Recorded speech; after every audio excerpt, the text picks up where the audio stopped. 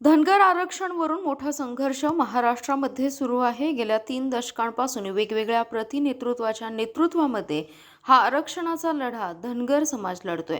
आता 16 तारखेला धनगर बांधव रस्त्यावरती उतरणार अशा पद्धतीची भूमिका समाजाने घेतली आहे। त्यामुळे सरकारलाही माझी विनंती आहे की धनगर समाजाच्या आरक्षणाचा प्रश्न जरी जटिल असला तरी नेमका हा आरक्षणाचा प्रश्न कसा सोडवणार याच्यावरती खुली चर्चा झाली पाहिजे असं पडळकर म्हणाले। आमदार गोपीचंद पडळकर हे सांगलीत एका कार्यक्रमासाठी आले असता त्यांनी माध्यमांशी संवाद साधलाय। धनगर समाजाच्या आरक्षणाच्या बाबत मोठा संघर्ष महाराष्ट्रामध्ये सुरू आहे।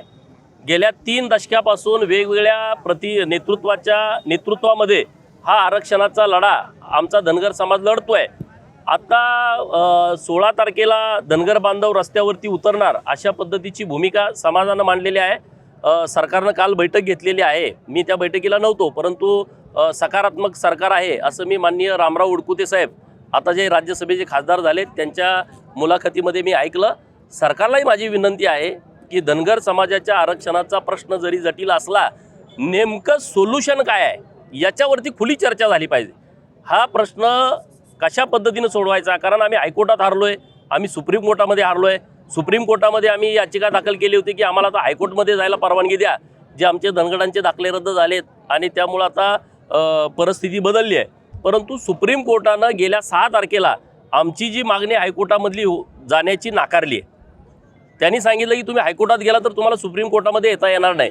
आणि मग आता आमच्या याचिकाकर्त्यांच्या वतीनं आम्ही अशी भूमिका घेतली आहे की आम्ही आता सुप्रीम कोर्टामध्ये ही केस चालवू। परंतु सरकारनं सुप्रीम कोर्टामध्ये केस चालवत असताना माननीय मुख्यमंत्री महोदयांना आम्ही ही सगळी बाब मधु शिंदे साहेबांनी मी त्यांच्या कानावरती घातलेली आहे की आम्हाला तिथं दिल्लीमध्ये तुम्ही सुप्रीम कोर्टामध्ये मदत करा।